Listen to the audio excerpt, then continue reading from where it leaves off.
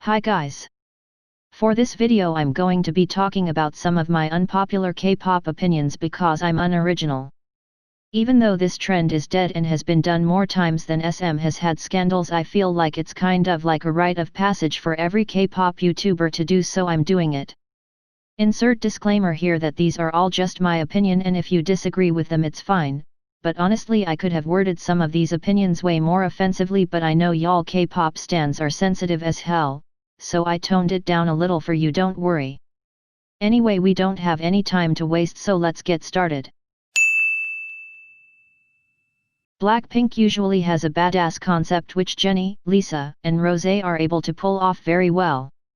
But to me, Jisoo always looks awkward in the music videos and in the stages for their girl crush songs, which is most of their songs.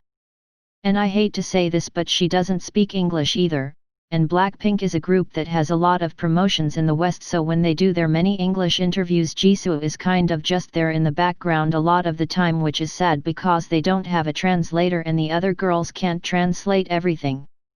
I've seen some people say that Blackpink needs Jisoo because she doesn't fit the concept, so she is the one member that stands out, but to me that member who stands out is Rosé. Rosé gives off sweet indie girl vibes, but she can pull off their girl crush concepts with charisma while still maintaining that vibe. Jisoo on the other hand just looks out of place and seems like she lacks charisma and confidence in most of their songs. I'm not a Jisoo anti, I just think she would thrive better in a different group like IZ*ONE or A-Pink. This is mostly talking about in their songs from around the Love Yourself era to now. In almost all of their recent songs, I've preferred J-Hope's rap verses over Suga and RM's verses. Some examples are on Fake Love, Boy With Love, Dis-Ease, and UG. I still love Suga and RM's rapping, but I think J-Hope has mastered the melodic style of rapping that he does. Even if Yoongi and Namjoon are technically better rappers, I think J-Hope sounds better on their new music, which is more pop-oriented because of his unique and upbeat flow, and he has improved a ton since BTS debuted, so you hoes need to stop leaving him out when you talk about how good BTS's rap line is. If a member is the weakest singer, dancer, and rapper in their group, but they're funny and entertaining in variety, then they still have a very important role in the group. As long as their voice or rapping is listenable and can be incorporated into the songs and they can keep up with the group's choreography, then there's nothing wrong with their main talent being variety. This is because K-pop isn't solely about the music. Yes, music is a big part of it, but there's a reason why idols go on variety shows, do V-Lives, and interact with their fans. It's because fans enjoy watching non-music content of their idols too, and the funny member who is good at variety can make that content a whole lot more entertaining, which is why they are needed. Sorry for naming names, but there's a reason why members like Jin, Momo, and Johnny have fewer lines than the other members in their groups. It's because they're the weakest vocalists in their group and it's more difficult to incorporate their voices into the songs, and I say this as a fan of all of these members and the groups that they're in. None of those idols that I listed were initially casted because of their singing, and that's okay. This kind of ties into my last opinion about how having a member who is good at variety is important to a group. Even if a member is the weakest vocalist in their group, there is usually still a good reason why they are in the group. For example, Momo might be the weakest vocalist in Twice, but she is amazing at dancing and the best in her group. So what I'm getting at here is that even if a member is a weak vocalist, they still most likely have another talent or reason why they're in their group. So there are going to be weaker vocalists in most groups because each member is usually casted for one specific talent like dancing or variety, and it's impossible for a group to consist of all aces.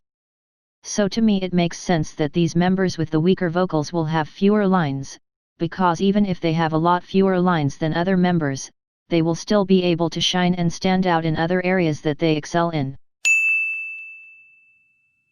I still somewhat consider myself to be a fan of LOONA, and I will continue to follow them, but their content has only gotten worse since they debuted. Their pre-debut stuff was amazing. There was so much excitement behind each member's reveal, and each new release was unique to its member or subunit. I liked Favorite as their first pre-debut song as a whole group. I thought it was kind of boring compared to their solo and subunit music, but I still thought it was good. Same with 𝙩𝙖 and Butterfly. But their past two comebacks have been their worst in my opinion. There's nothing unique or anything that seems 𝙩𝙤 about them. Their individuality and uniqueness that they had during pre-debut and somewhat during their debut has faded a lot. If I were to manage 𝙩𝙤, I would have them release 4 comebacks a year, 1 for each subunit, and 1 for OT12. And some solo projects as well that could be incorporated into the albums or as actual solo comebacks. I think that if 𝙩𝙤 was more subunit and solo focused like they were during pre-debut, their charm and originality would come back, and each member would be able to shine, because right now most of them seem to just be blending together. I'm pretty sure one of the members or producers actually said this in an interview, but either way, Velvet concepts are supposed to be sultry and dark, and Red concepts are bright and fun. But eras like 𝙩𝙤𝙢𝙤𝙨, Peekaboo, and Really Bad Boy, are a mix of those and other elements.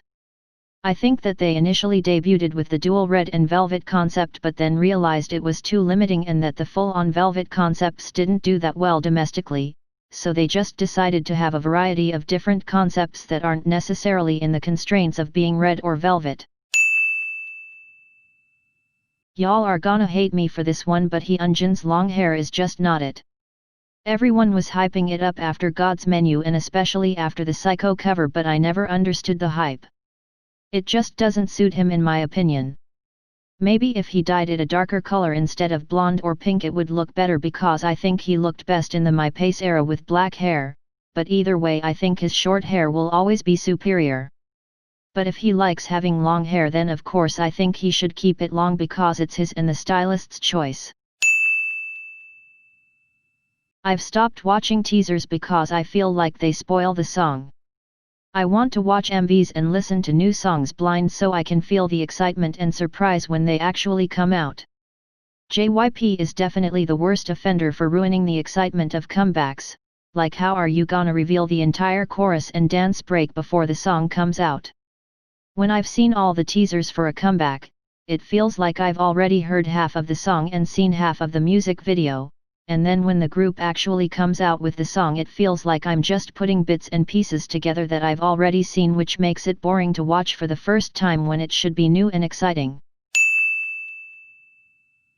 I've seriously seen threads on Twitter that say that an idol is a feminist and shattering gender norms for wearing a bracelet, or that they're an LGBTQ activist for wearing a rainbow shirt or listening to a gay person's song. Like, no, that's not even the bare minimum that should be expected of someone to be considered an activist, a feminist, or LGBTQ ally. Enough said. I actually think 𝙩𝙤𝙀 have improved with this, and I thought each title track that they had from 2020 and somewhat 2019 was consistent with their music style but also distinct and recognizable. However, for most of their title tracks except their recent ones I legit can't tell them apart sometimes, even though I've listened to them several times. Like for example, There's Nothing Special that makes me Gustus 2, Rough, and Navulera stand out from each other to me. Now, I'm not saying K-pop groups shouldn't have a musical identity, but I'm not a fan of when everything sounds the same like 𝙩𝙀𝙀's earlier releases. I'm so tired of seeing pictures on Twitter and Instagram teaching people how to stream on 10 different devices, and seeing people being ridiculed for not skipping work or school to stream for 8 hours a day.